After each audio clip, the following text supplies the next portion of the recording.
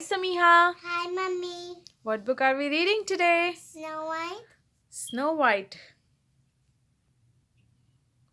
Hi, friends. Today we are going to read Snow White.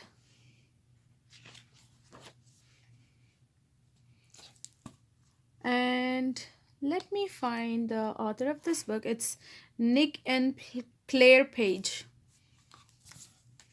Yes, it's a Nick and Claire Page, illustration by Bee Willey.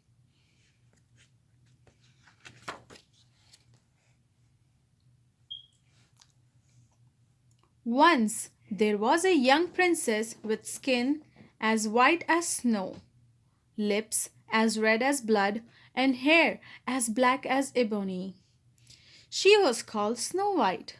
Her mother was dead and her father had married again. The new queen was beautiful but vain. Every day she asked, "Mirror, mirror on the wall, who is the fairest of them all?" And the mirror replied, "You, O queen, are the fairest, it's true. No one else is a looker like you." As each year passed, Snow White grew more beautiful. One day, the queen said to her mirror, "Mirror, mirror on the wall, who is the fairest of them all?" The mirror answered, "You, O queen, are a lovely sight. But if you force me to choose, I will go for Snow White." The queen turned yellow with shock, then green with envy. So she ordered a huntsman to take Snow White into the forest and kill her. But the huntsman felt sorry for Snow White and let her go. She ran through the forest until she came to a tiny house. Inside, there was a table with 7 places and 7 little beds. Snow White lay on the beds and fell asleep. Later, 7 dwarfs came home from digging in the mines. They were surprised to find Snow White in their home. "Who are you?" she asked. "We are Monday, Tuesday, Wednesday, Thursday, Friday, Saturday, and Fred," they said. The dwarfs agreed to let Snow White stay to look after the house and cook their meals. Back at the palace, the queen asked again, "Mirror, mirror on the wall, who is the fairest of them all?" And the mirror replied, "You, O queen, have the beauty of night, but you are still coming second to Princess Snow White. She is still alive and still good looking. She lives with the dwarfs and does their cooking." The queen turned purple with passion and red with rage. So, using her magic, she went to the cottage disguised as an old woman. "Try my apples. Take a bite. Just the thing for skin so white."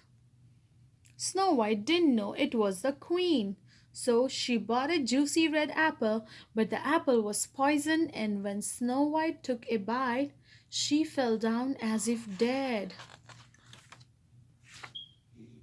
The dwarfs found Snow White lying on the ground.